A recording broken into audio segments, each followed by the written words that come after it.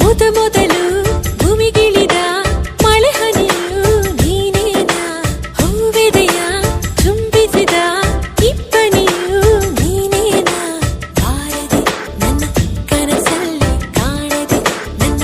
ಎದುರಲ್ಲಿ ಇದ್ದೆಯೋ, ಯಾವೂರಲ್ಲಿ ನೀನವಿತು ಕುಳಿತು. ಅಲ್ಲ ಮಳೆ ಹನಿಯಲ್ಲ ನಾನು ಹಿಂಗೋದಿಲ್ಲ, ಅಲ್ಲ ಇಬ್ಬನಿಯಲ್ಲ ನಾನು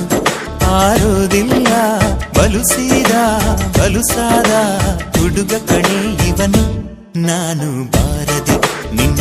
ಕನಸಲ್ಲಿ ಕಾಣದೆ